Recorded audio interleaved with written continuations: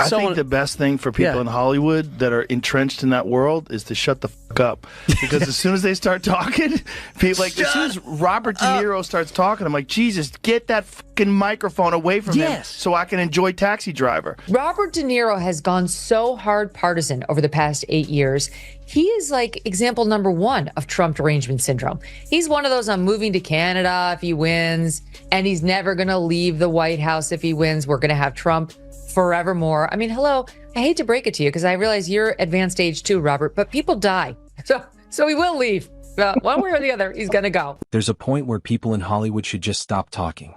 Because the moment they grab a microphone, the magic dies. I want to enjoy Taxi Driver, not hear a political rant from the guy who starred in it. As soon as Robert De Niro opens his mouth about politics, I'm like, please, someone take that mic away before the illusion collapses. Yeah, it's heartbreaking. Yeah, it's heartbreaking. Yeah, I don't want to hear. I love De Niro. I love those mob movies. It's like I don't want to hear him that he's a moron. I don't want to hear him talking about politics and about Trump supporters, and just shut the fuck up, man. Robert De Niro didn't slowly drift into politics. He dove in headfirst. For the past 8 years, he's gone full partisan, turning every appearance into a Trump meltdown. Canada threats, dictatorship warnings, end of democracy speeches.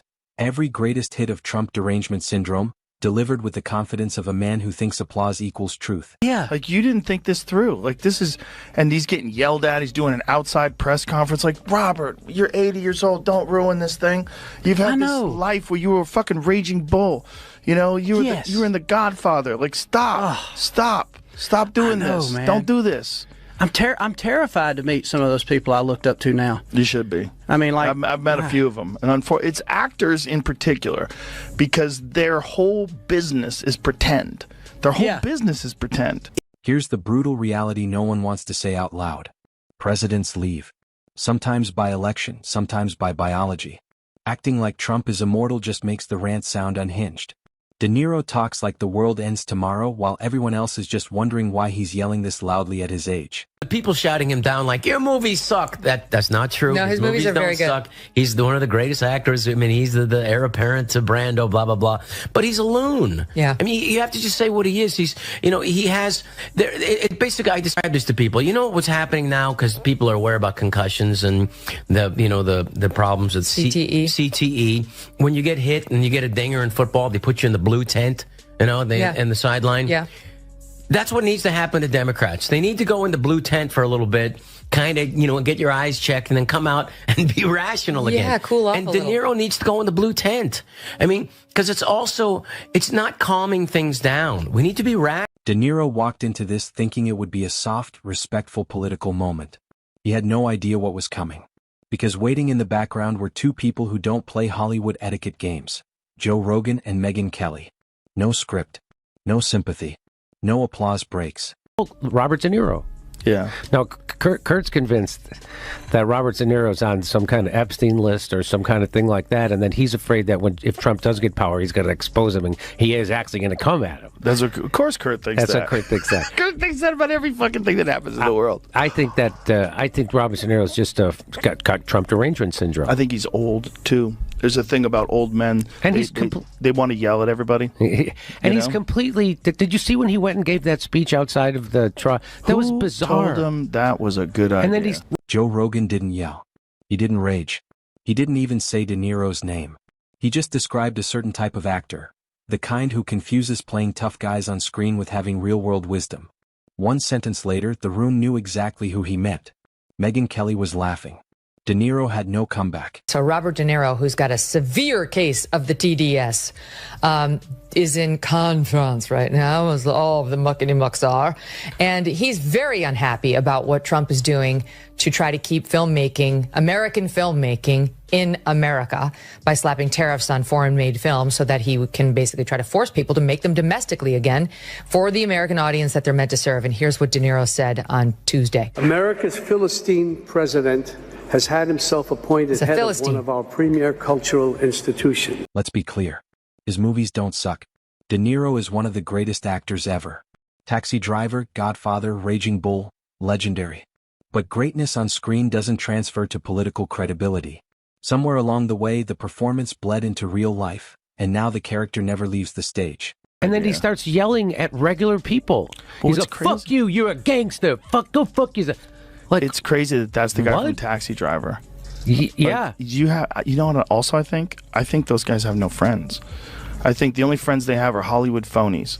And so you're in this weird world where everybody you talk to is a phony, and you become a phony, and everyone's a phony, and your grasp on reality is very slippery, and your eyes are going, right? Mm-hmm. So your vision of the world, your actual vision of the world, your ability to read a phone. You ever see old people's text messages?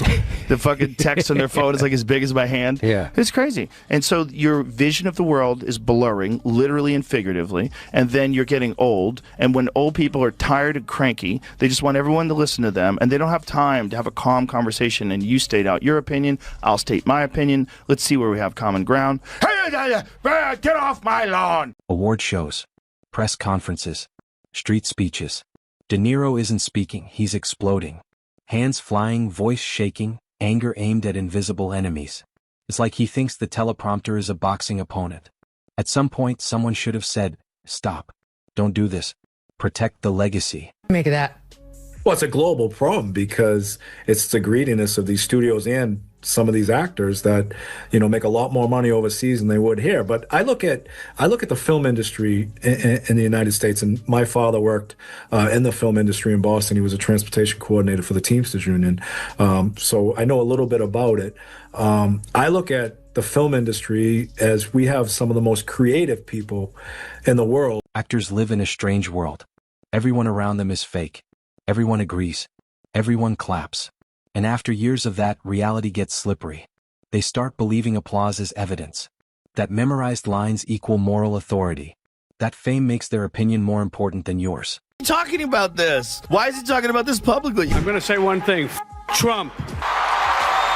If you're going to come out and say that you have a really deep-seated hatred for one of the two people running for president, you can't just be, he's a bully, he's a piece of shit, I hate him. He's an idiot. Colin Powell said it best. He's a national disaster. He's an embarrassment to this country. It makes me so angry that this country has gotten to this point, that this fool, this bozo, has wound up where he has. You probably, if you're going to express yourself about it and alienate 50% of the country, which it seems like it is, you're going to have to do better than that. If Rogan was amused, Megyn Kelly was surgical.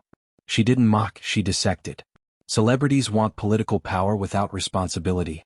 They lecture from podiums shaped like trophies, protected by security, then claim to speak for everyday people. That isn't courage.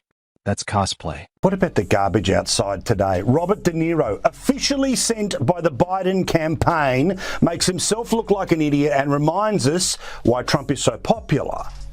It's so stupid. It was colossally stupid.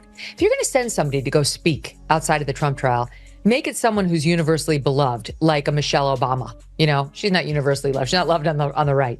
But I'm saying, like, at least within the left and the center left, and maybe even some center righties. Robert De Niro has gone so hard partisan over the past 8 years.